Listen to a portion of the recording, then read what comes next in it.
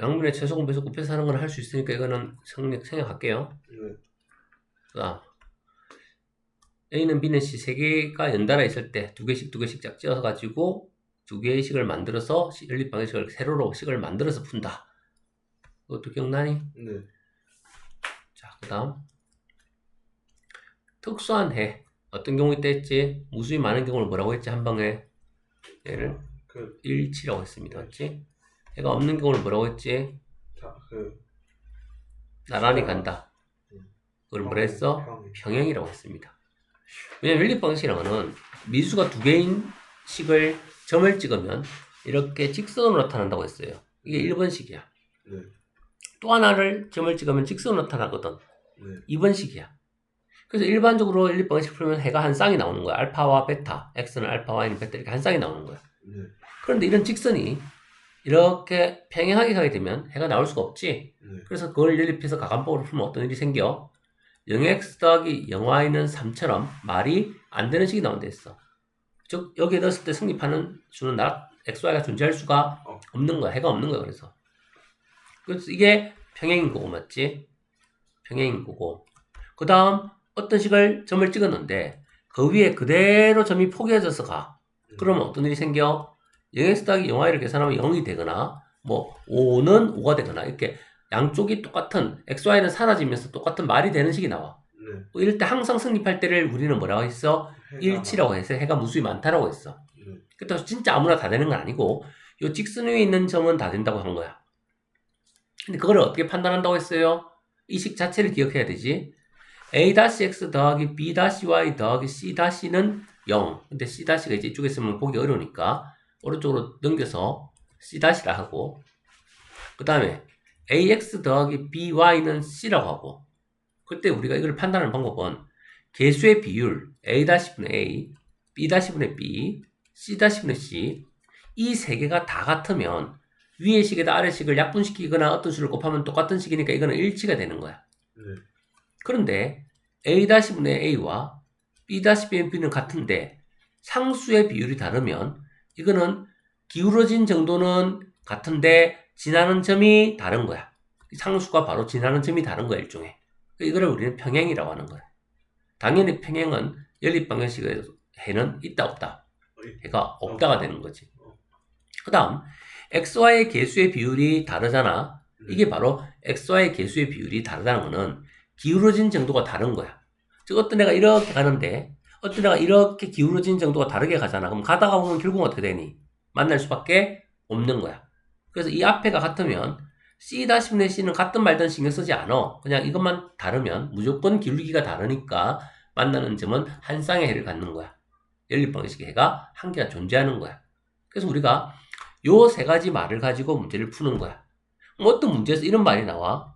x는 0, y는 0, 이외의 해를 가질 때 이런 말을 해. 문제를 잘 읽어봐. x는 0, y는 0, 이외에도 해를 더 가진다 이 뜻이야. 연립방정식은 딱 세 가지밖에 없어. 서로 교차하면 한 쌍의 해를 가지는 거고 평행하면 해가 없는 거고 가진다면 한 개가 아니라 무수히 많이 가지는 거야. 그러면 x는 0, y는 0 이외에 해를 가진단 말은 셋 중에서 누구를 말하는 표현일까? 없는 거. 이미 x는 0, y는 0 이외에 해를 가진다는데 해를 가진다는데 해가 있다는데 왜 없는 게 왜 나와? 그냥 쌍. x는 0, y는 0 이외에 해를 가진단 말은 x는 0, y는 0은 이미 해를 가지고 있고 이외에 더 가지고 있다 이 뜻이야. 이 말은 다시 x는 0, y는 0은 이미 해고 이외에 해를 더 가진다. 최소 해를 몇 개 이상? 두 쌍 이상 가진다는 뜻이야. x는 0, y는 0이라는 해 0,0 지나고 그거 말고 또 다른 점이 하나 더 그 위에 있다. 최소 두 점 이상이 있다. 만나는 점이 두 개 이상이다 이 뜻이야. 그러면 이 셋 중에 누구냐고? 무수히 많다. 그렇지. 이거는 두 개 이상의 해를 가진다는 말은 일치한다는 뜻입니다. 해가 그 위에 있는 모든 점이 다 해가 된다는 뜻입니다. 알겠니? 그래서 어떤 조건을 써야 되는 거야, 일치하면? 바로 요 첫 번째 식을 이용해서 어떤 문제를 풀어야 되는 거야. 이게 연립 특수회에 관련된 문제 풀 때 사용되는 식이하고 외워야 됩니다. 완전히. 네. 그래서 누가 문제 풀 때 일치한다 이러면 A-분의 A는 B-분의 B는 C-분의 C 모두 같다. 평행하다 이러면 A-분의 A와 B-분의 B는 같은데 C-분의 C는 다르다. 그 다음 한 점에서 맞는다 이러면 A-분의 A와 B-분의 B가 다르다. 이게 특수회입니다. 특수회로 모든 문제를 푼다는 거 꼭 기억을 하세요. 네. 알겠니? 네. 그래서 자 요거 풀이 할 수 있지 이 정도는. 네. 10 곱하고 100 곱해서 이제 엘리베이터 풀면 되고 쭉 풀어줍니다. 이거는 A, B, C니까 풀어주고 자 이거는 바로 풀어버리자. 해가 무수히 많대. 그럼 어떻게 한다고? 일치 조건을 쓰는 거야. 일치 조건이 뭔데? X 개수의 비율, Y 개수의 비율, 상수 둘 다 오른쪽에 있거나 둘 다 왼쪽에 있어야 돼. 둘 다 오른쪽에 있지. 반드시 같은 쪽에 있어야 돼. 개수의 비율인데 일치는 이 세 가지가 어떻다? 모두 다 같아. 똑같은 식이. 약분하면 똑같은 식이 되는 거야. 네. 그럼 얘가 마이너스 2가 돼야 되니까 마이너스 2가 되려면 A는 마이너스 4가 돼야 되겠네. 네. 얘가 약분했을 때 마이너스 2가 돼야 되니까 B는 마이너스 2가 돼야 되겠네. A는 마이너스 4고 빼기 B는 마이너스 2니까 더해서 계산하면 결국 마이너스 2란 답이 돼야 되겠네요. 일치 조건으로 문제 푼다는 거 이해되니? 네.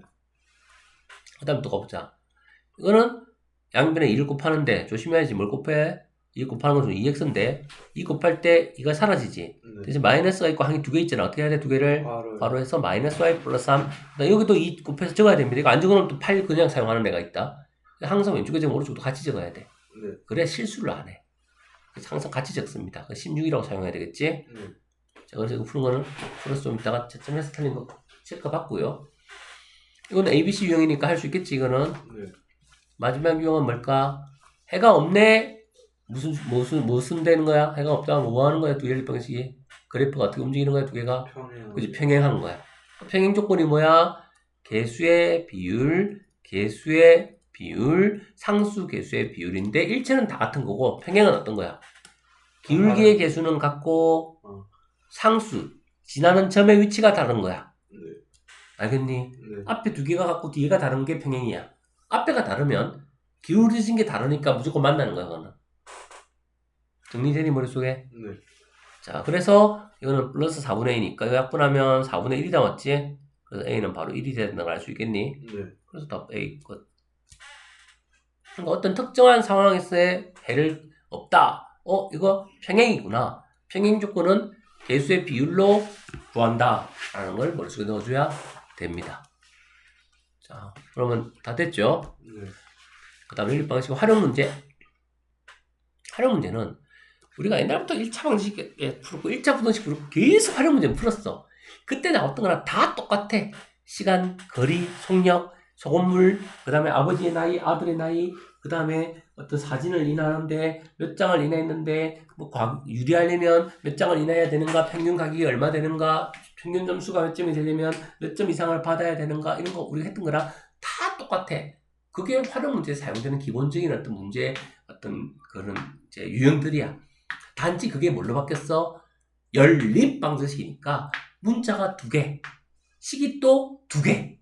그래서 식 2개 찾아내면 이제 연립식 푸는 거는 가감법과 대입법으로 풀면 되는 거야.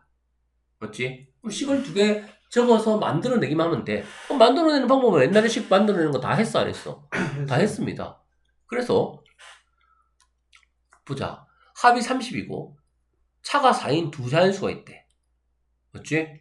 그럼 합이 30이고 차가 4인 두 자연수가 있으니까 어떻게 할까? X와 Y가 있다고 생각하고 X가 Y보다 큰 수다라고 하고 두 자연수라고 생각을 할게요. 기준을 잡아줘야 돼. 누가 큰지를 모르면 차를 말할 때 어떤 수에서 어떤 수를 빼야 될지 헷갈리게 돼. 차라는 것은 항상 큰 수에서 작은 수를 빼는 거야. 둘 중에 한 놈을 큰 수로 정해야 되는 거야. 알겠니? 네. 물론 물론 같으면 아무 수에서는 아무 수를 빼도 관계없어. 자, 이제 해볼게. X와 Y를 더하면 얼마야? 30이래. 첫 번째 식 나왔니? 네. 합이 30이 이게 첫 번째 식인 거야. 네. 그 다음 두 번째 식은 누구야 그러면? 차가 그럼 어떻게 표현할 거야? 차가 4. X. 그치? X가 크니까 X에서 Y를 빼는 거지. 네. 그게 4라. 이게 두 번째 식이야. 네. 저 식 나왔으니까 이제 연립에서 풀면 가감법 써서 풀면 XY 다 나왔노. 나와요. XY 나왔잖아. 끝. 뭐 식 세우는 거 뭐 어려워? 아니요. 그냥 시킨 대로 식 세우면 되는 거야 이렇게. 맞지? 네. 나중에 소금물 문제 이런 것도 나올 겁니다 또. 또 보자. 두 자리 자연수 문제도 이것도 우리 많이 했던 거야. 10의 자와 1의 자리가 x와 y야. 네. 그럼 실제수는 누구지? 10x, 10x 더하기 y야. 그럼 1의 자리 10의 자리를 바꾸면 어떻게 되는 거야? 이렇게 바뀌는 거잖아, 맞지? 네. 그럼 실제수는 누구야? 10y 10y 더하기 x야.